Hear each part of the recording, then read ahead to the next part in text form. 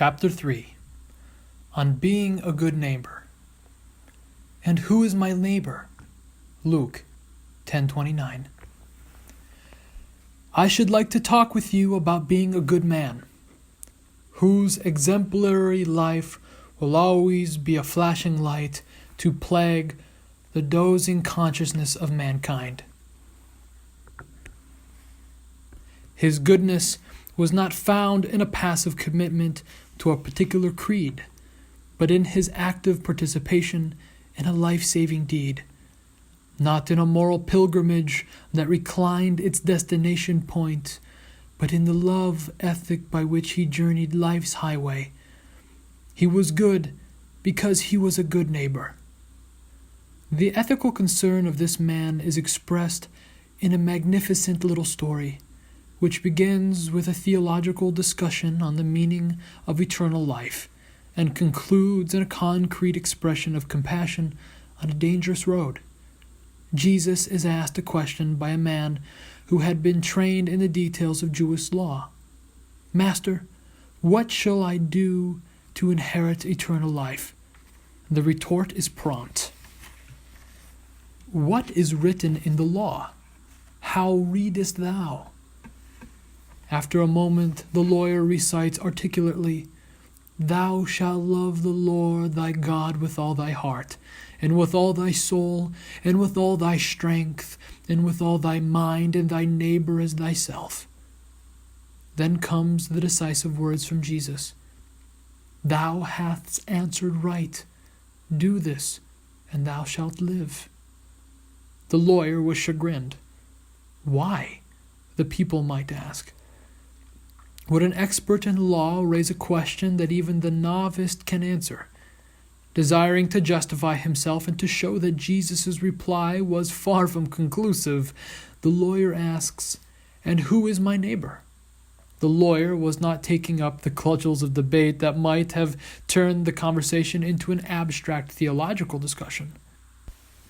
But Jesus, determined not to be caught in the paralysis of analysis, pulls the question from midair and places it on a dangerous curve between Jerusalem and Jericho.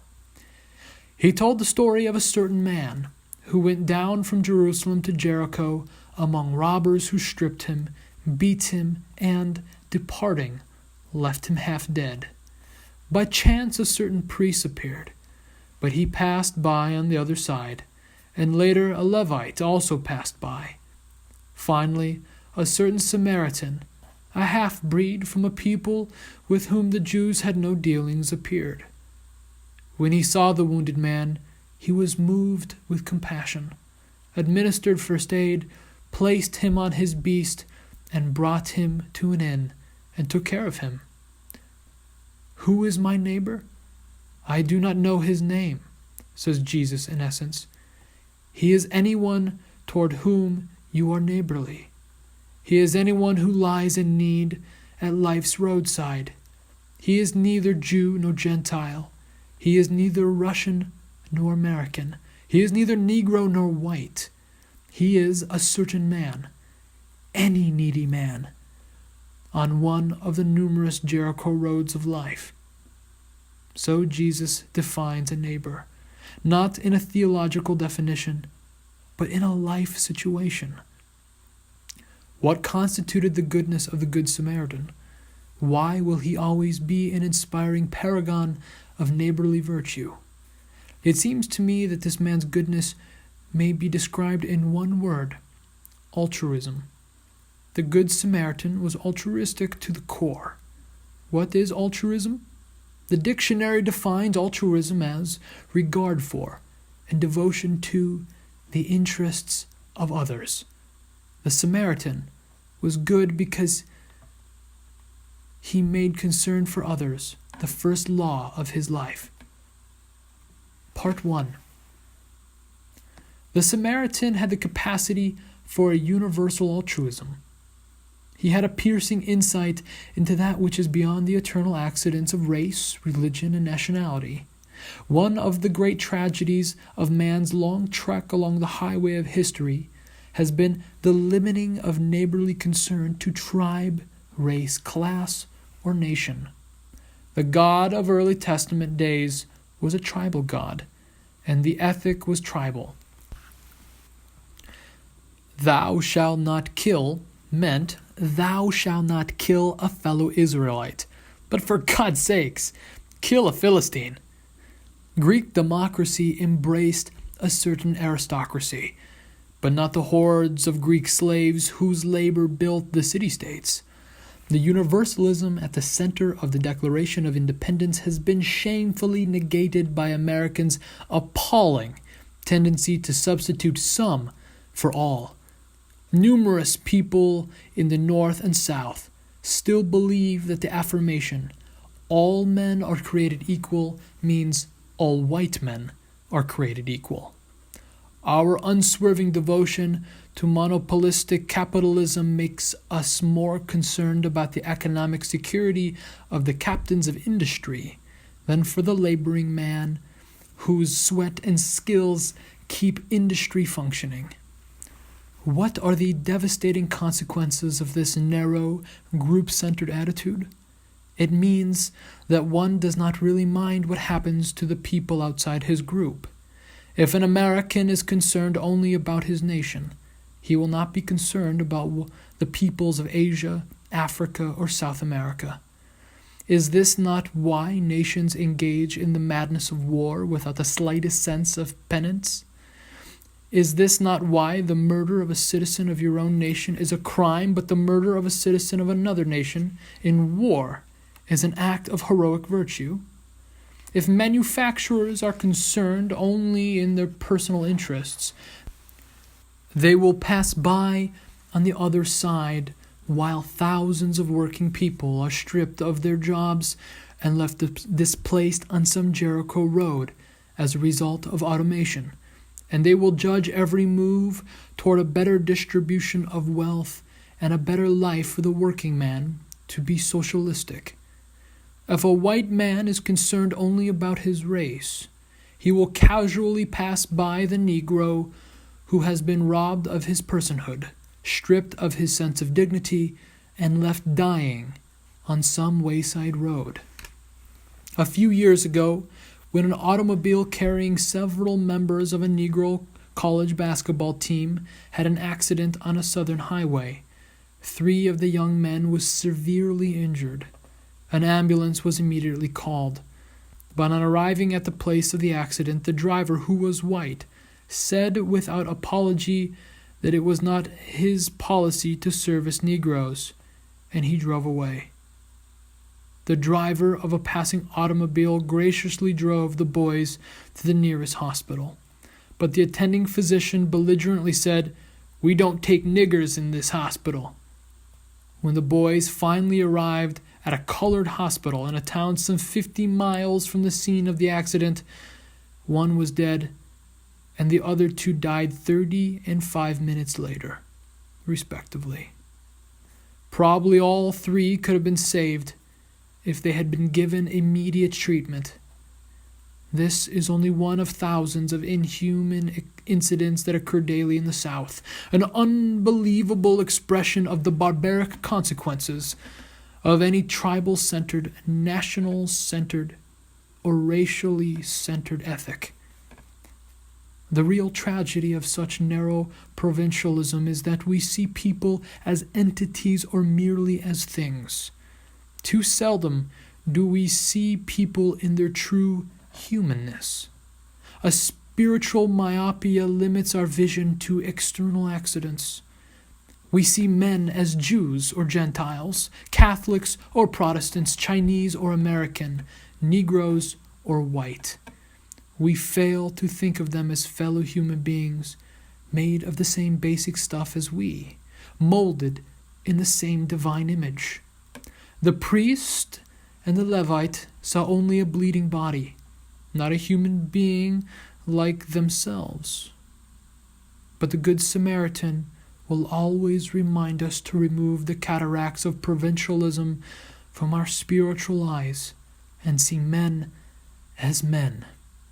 If the Samaritan had considered the wounded man as a Jew first, he would not have stopped.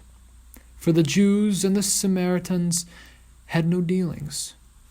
He saw him as a human being first, who was a Jew only by accident. The good neighbor looks beyond the external accidents and discerns those inner qualities that make all men human and therefore brothers. Part 2. The Samaritan possessed the capacity for dangerous altruism. He risked his life to save a brother. When we ask why the priest and the Levite did not stop to help the wounded man, numerous suggestions come to mind. Perhaps they could not delay their arrival at an important ecclesiastical meeting. Perhaps religious regulations demanded that they touch no human body for several hours prior to the performing of their temple functions. Or perhaps they were on their way to an organizational meeting of a Jericho Road Improvement Association. Certainly this would have been a real need, for it is not enough to aid a wounded man on the Jericho Road. It is also important to change the conditions that make robbery possible. Philanthropy is commendable, but it must not cause the philanthropist to overlook the circumstances of economic injustice that makes philanthropy necessary. Maybe the priest and the Levite believed that it is better to cure injustice at the causal source than to get bogged down with a single individual effect. These are probable reasons for their failure to stop. Yet there is another possibility, often overlooked, that they were afraid. The Jericho Road was a dangerous road. When Mrs. King and I visited the Holy Land, we rented a car and drove from Jerusalem to Jericho.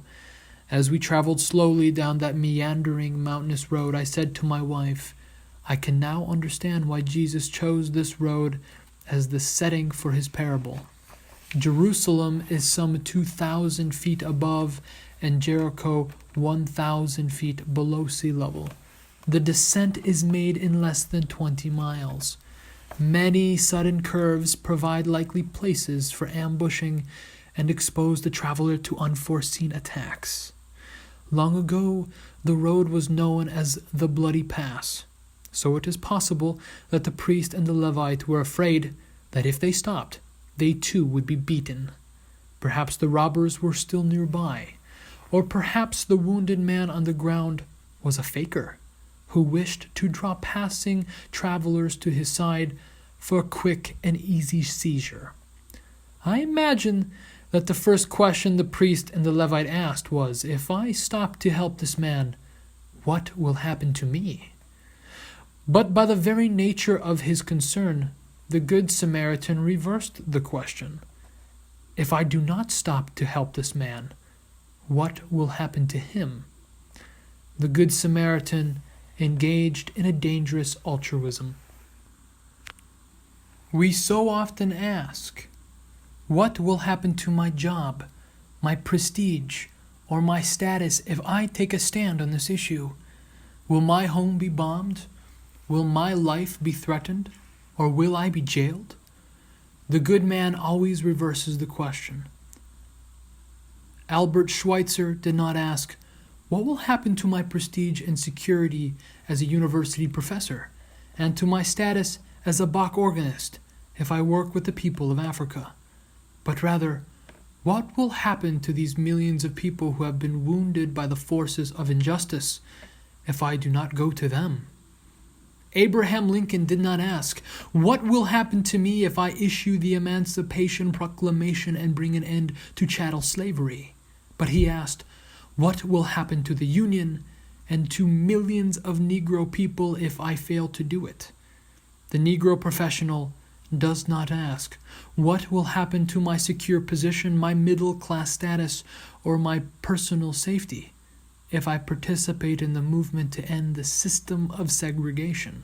But what will happen to the cause of justice and the masses of Negro people who have never experienced the warmth of economic security if I do not participate actively and courageously in the movement? The ultimate measure of a man is not where he stands in the moments of comfort and convenience, but where he stands at times of challenge and controversy. The true neighbor will risk his position, his prestige, and even his life for the welfare of others. In dangerous valleys and hazardous pathways, he will lift some bruised and beaten brother to a higher and more noble life. Part 3. The Samaritan also possessed excessive altruism. With his own hands he bound the wounds of the man and then set him on his own beast. It would have been easier to pay an ambulance to take the unfortunate man to the hospital, rather than risk having his neatly trimmed suit stained with blood. True altruism is more than the capacity to pity. It is the capacity to sympathize. Pity may represent little more than the impersonal concern that prompts the mailing of a check. But true sympathy is the personal concern that demands the giving of one's soul. Pity may arise from interest in an abstraction called humanity. But sympathy grows out of a concern for a particular needy human being who lies at life's roadside. Sympathy is fellow feeling for the person in need, his pain, agony, and burdens. Our missionary efforts fail when they are based on pity rather than true compassion. Instead of seeking to do something with the African and Asian people, we have too often sought only to do something for them. An expression of pity devoid of genuine sympathy leads to a new form of paternalism that no self-respecting person can accept. Dollars possesses the potential for helping wounded children of God on life's Jericho road. But unless those dollars are distributed by compassionate fingers, they will enrich neither the giver nor the receiver. Millions of missionary dollars have gone to Africa from the hands of church people who would die a million deaths before they would permit a single African the privilege of worshiping in their congregation.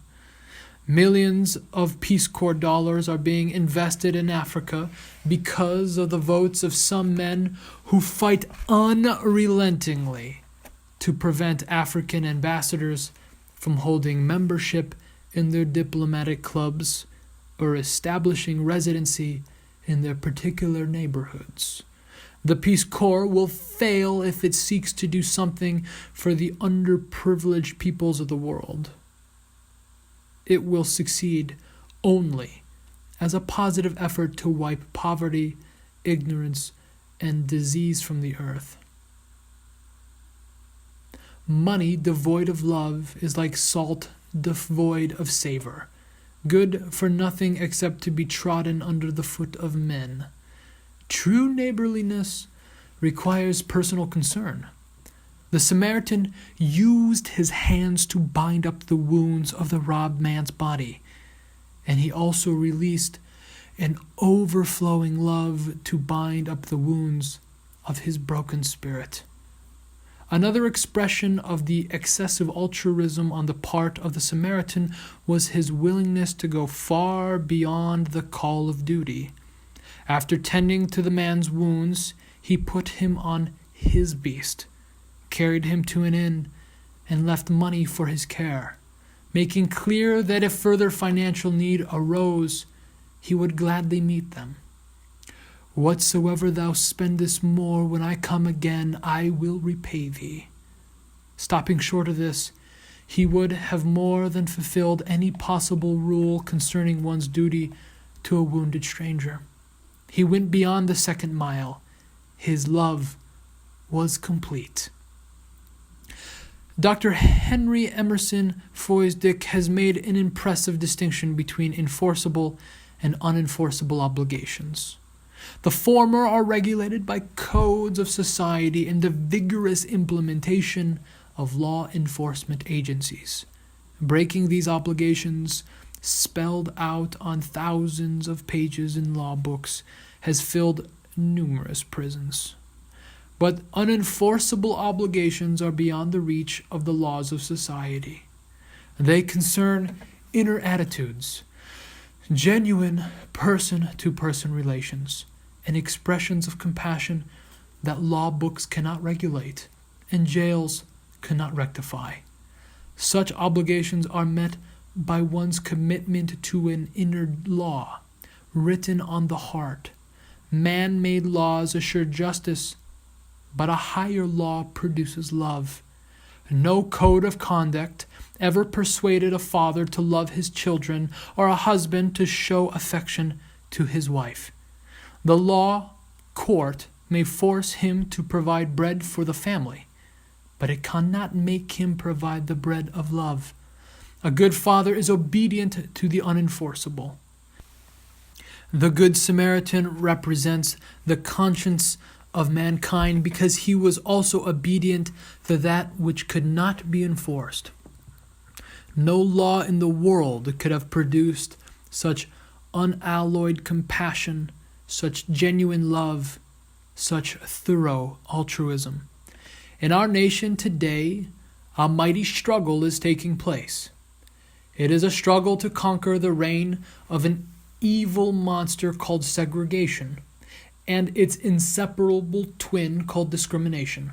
A monster that has wandered through this land for well nigh 100 years, stripping millions of Negro people of their sense of dignity and robbing them of their birthright of freedom. Let us never succumb to the temptation of believing that legislation and judicial decrees play only minor roles in solving this problem. Morality cannot be legislated, but behavior can be regulated. Judicial decrees may not change the heart, but they can restrain the heartless.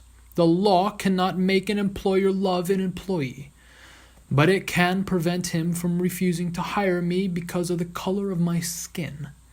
The habits, if not the hearts, of people have been and are being altered every day by legislative acts, judicial decisions, and executive orders.